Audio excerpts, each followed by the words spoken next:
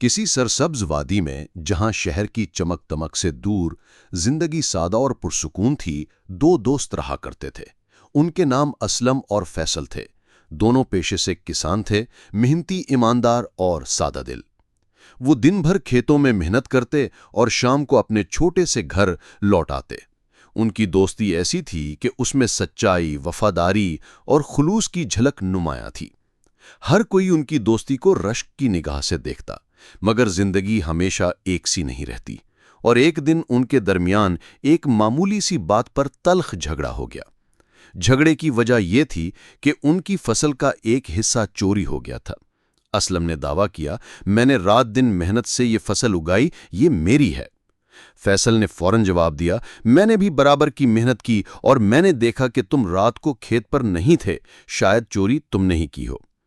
दोनों अपनी अपनी बात पर अड़े रहे और मामला मकामी हाकिम के दरबार तक जा पहुंचा। हाकिम ने दोनों की बातें सुनी तो वो हैरान रह गया।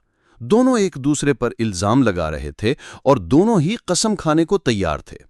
कोई गवाह या सबूत मौजूद न था, जिसकी वजह से फैसला करना मुश्किल हो गया। हाकिम ने सोचा कि मामला पेचीदा है, लेकिन उसका फर्ज है कि सच और झूठ में फर्क करे।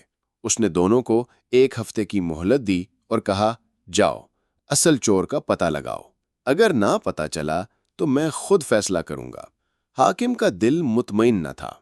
वो जानता था कि इंसाफ सिर्फ झगड़ा खत्म करना नहीं, बल्कि सच को सामने लाकर हक को उसका मकाम देना है।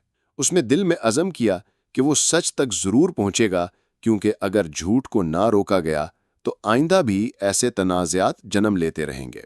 उसने सोचा कि अगर सच सामने ना आया तो मुजरिम अपने गुनाह से बच निकलेगा और ये इंसाफ के मुनाफी होगा। कुछ अरसे बाद असलम गुस्से से भरा दरबार में आया। उसका चेहरा गम, दुख और गुस्से से लबरेज था। उसने कहा, हाकिम साहब, मैंने फैसल को अपनी कीमती गाय बेचने के लिए दी थी। उसने गाय बेच दी, मगर पैसे वापस नहीं कर रहा। हाकिम ने फैसल को बुला भेजा। फैसल ने आते ही उल्टा दावा किया, हाकिम साहब, ये झूठ बोल रहा है। मैंने इसे अपनी गाय दी थी, इसने बेच दी और अब उल्टा मुझ पर इल्जाम लगा रहा है। असलम गुस्से से बोल उठा, देखें ये कैसा झूठ बोल रहा है। इसने मेरी गाय ली और अब पैसे देने की बजाय मुझे धोखा दे रहा है। ये मेरी अमानत के साथ खयानत कर रहा है। हाकिम ने दोनों को गौर से देखा। मामला अब फसल से बढ़कर अमानत का था, जो एक नाजुक और संगीन बात थी। दोनों एक दूसरे के दावों को झूठा करार दे रहे थे। सच और झूठ के दरमियान एक दीवार खड़ी हो गई थी, जिसे चीरकर हकीकत तक पहुंचना आसान न था। हाकिम सोच में पड़ गया कि सच तक कैसे पहुंचा जाए। उसने एक अनोखी तदबीर सोची। उसने दोनों को अगले दिन दोबारा पेश होने का हुक्म दिया। उसी रात हाकिम ने आम आदमी जैसे कपड़े पहने, चेहरा छुपाया और असलम के घर के करीब जा पहुंचा। शाम का सुनाटा छाया था, गली सुनसान थी और आसपास कोई नजर न आ रहा था। हाकिम ने 50 अशरफियों वाला एक थैली असलम के दरवाजे के पास फेंकी और दूर बैठकर देखने लगा। कुछ देर बाद असलम बाहर निकला। उसकी नज़र थैली पर पड़ी तो वो चौंक गया।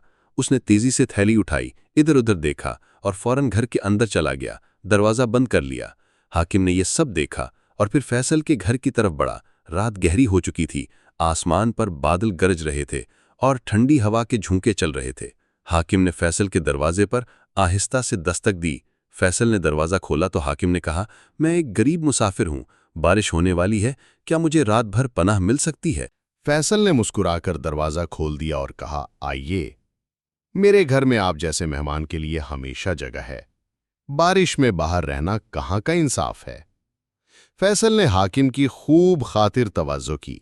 उसने सादा मगर लजीज खाना पेश किया और दिल से बातें की। उसने अपनी रोजमर्रा की मेहनत, घर के हालात और जिंदगी के मामूलात के बारे में बताया। हाकिम ने फैसल के रवैये को गौर से देखा और उसकी मेहमान नवाजी से मुतासिर हुआ। खाने के बाद हाकिम ने जेब पर हाथ फेरा और परेशान होते हुए बोला, ऐ अल्लाह, मेरी 50 अशरफियां वाली थैली गुम हो गई। मेरी सारी जमा पूंजी उसी में थी। फैसल फौरन परेशान होकर बोला, भाई क्या हुआ, खैर खैरियत तो है? हाकिम ने रंजीदा लहजे में कहा, भाई मेरी सारी जमा पूंजी उस थैली में थी, जो शायद रास्ते में गिर गई या चोरी हो गई। फैसल ने सोचकर कहा, भाई मुझे रास्ते में एक थैली मिली है, بتائیں اس میں کیا تھا؟ حاکم نے کہا، اس میں 50 سونے کی اشرفیاں تھیں۔ فیصل فوراً اٹھا، کمرے کے ایک کونے سے تھیلی لایا، اسے گنا اور حاکم کو واپس کر دیا۔ حاکم نے فیصل کی ایمانداری، خلوص اور مہمان نوازی سے متاثر ہو کر دل سے دعا دی، اللہ تمہیں عزت، رزق اور سچائی پر قائم رکھے۔ فیصل نے شرماتے ہوئے سر جھکا لیا۔ حاکم نے کہا، بھائی مجھے اب جانا ضروری ہے، ایک کام باقی ہے۔